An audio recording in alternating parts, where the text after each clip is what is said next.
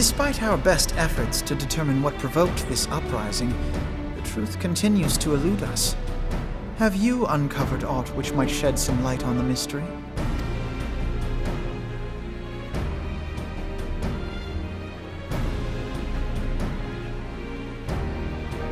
This information does not leave this room.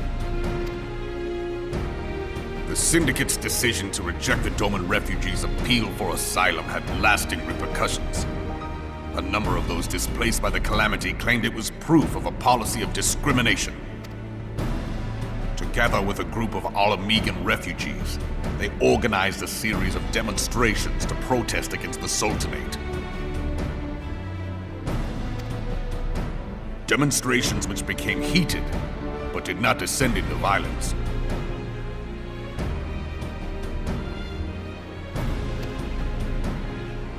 Until a certain incident served as a call to arms. A unit of brass blades sent to supervise a demonstration loosed arrows upon unarmed protesters. It was this atrocity which prompted the refugees to take up arms. I need not tell you what followed. We assumed at first that the attack was born of a miscommunication. When emotions run high, they happen. But suspicions were raised regarding the unit's commanding officer, whom I ordered interrogated. Sure enough, our fears were soon confirmed.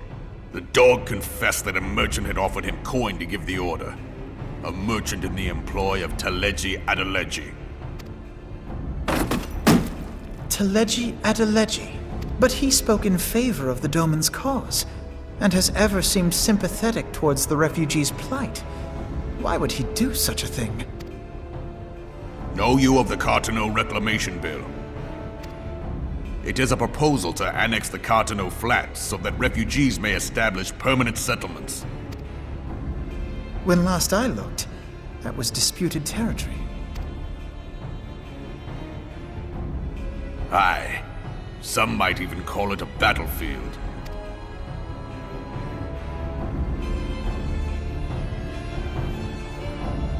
The destruction wrought by Bahamut was greatest at the Cartano Flats. That much is common knowledge. What is less well known is that his rampage laid bare ancient Alagon ruins, of which no record existed. There are certain differences of opinion as to how these ruins should be handled, which is why each nation maintains a military presence in the region to this day. Yet differ though we may, we are still allies. Therefore, in the interest of preserving the Eorzean alliance, we have reached an agreement.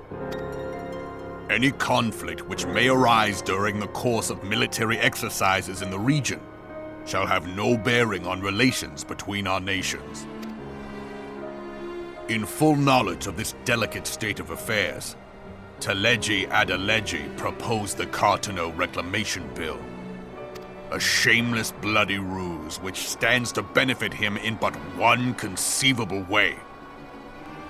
If successful, he will gain control over the disputed territory under the guise of assisting in the resettlement effort. And you can be sure he'll build an orphanage next to every Alagon ruin.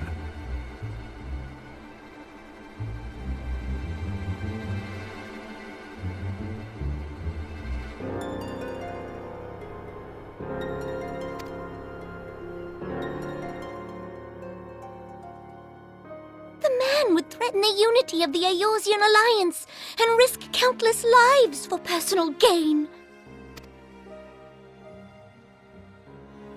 He walks a path all his own, independent of any faction and beholden to none of his fellows on the Syndicate.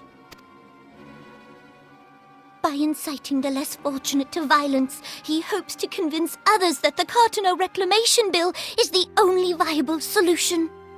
His sympathy for the plight of the Domans was not but posturing to gain credibility with the refugees.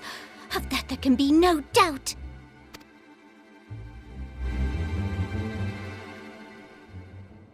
Forgive me, but what could possibly motivate Teleji Adeleji to go to such lengths? What is so special about these ruins that he would risk his position on the Syndicate, and, most likely, charges of treason against the Sultanate? Omega. Pardon?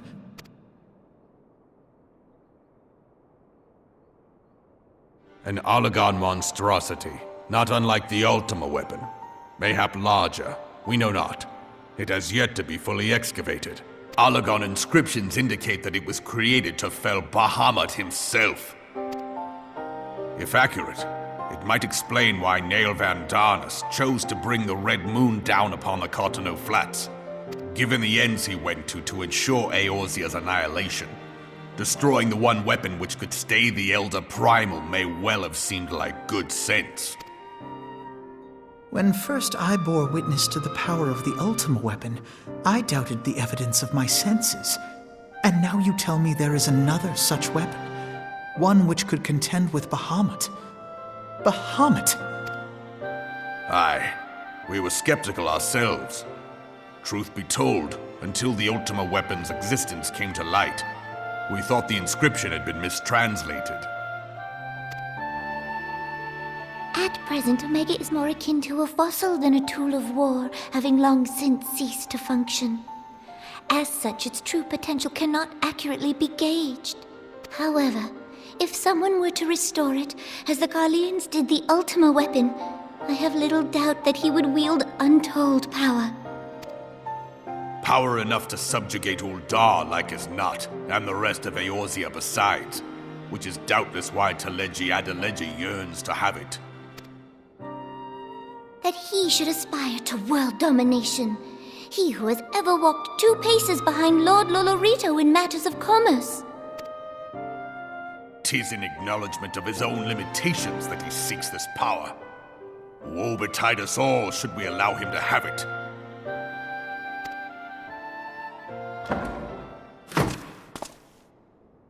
Pray waste no time chasing rats. Only a fool would believe that secrets can be kept in Uldar. It would seem the implications of the Sultanate's refugee problem are rather more far-reaching than we assumed.